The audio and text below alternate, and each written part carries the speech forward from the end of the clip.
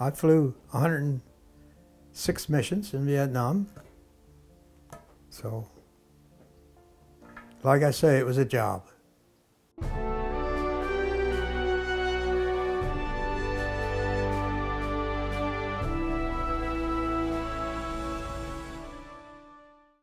So Super Connie was pretty well up to date, and the engines were good. Man, we'd shut down. Sometimes we'd have 2 shut down, but we'd make it back. And I can remember we dumped fuel one day because we lost engine and all. We were heavy loaded.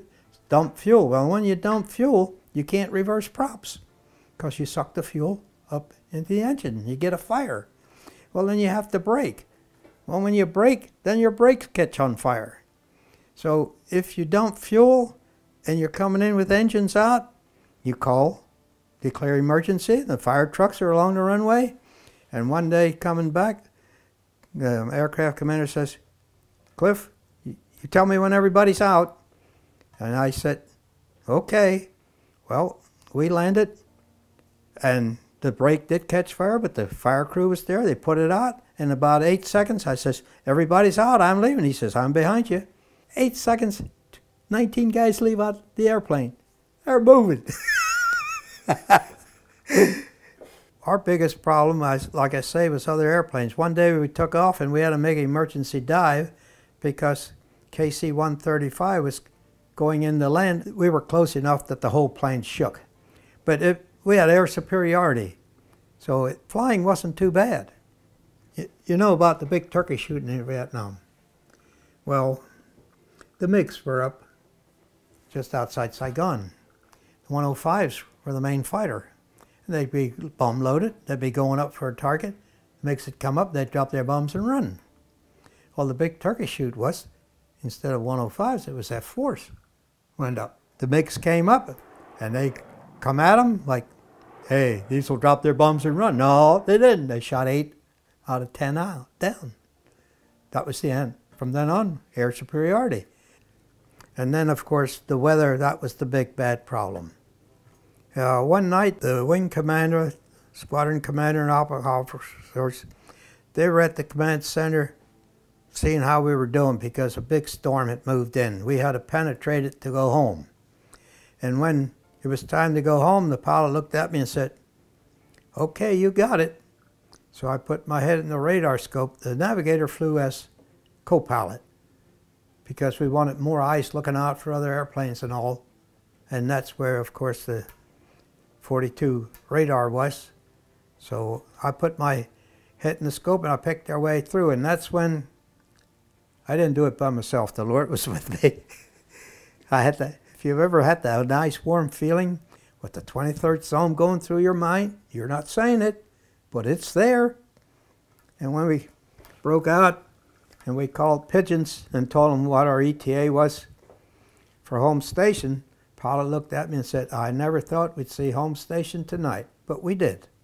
19 souls on board the airplane. We had double crew, of course. And of course, that's when the wing commander and all, they went to bed then. But they said we were considered one of the best crews, and if we could do it, we'd do it. We lost a crew. They took off in a storm. And we lost 2 crews. But that crew took off. Thunderstorm hit them and drove them in the ground doing 200 knots. No survivors. The other crew came in a heavy rainstorm. And in heavy rain, you always think you're higher than you are. So they were too low and they wiped out the approach lights coming into the runway. And about half the crew was killed. The other half survived, but those are the things you have in flying. Went through an airplane crash. And like you say, training is all. We're all trained. I was at Tyndall Air Force Base, C-54. And we went to pick up some water survival gear. And when we landed at Homestead, we refueled, and they gave us jet fuel instead of high octane. Well, we knew the airplane was in good shape. We just landed.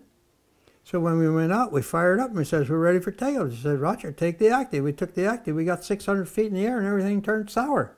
All the cylinder head temperatures peaked. The right wing was on fire. And the left wing, the engine was on fire.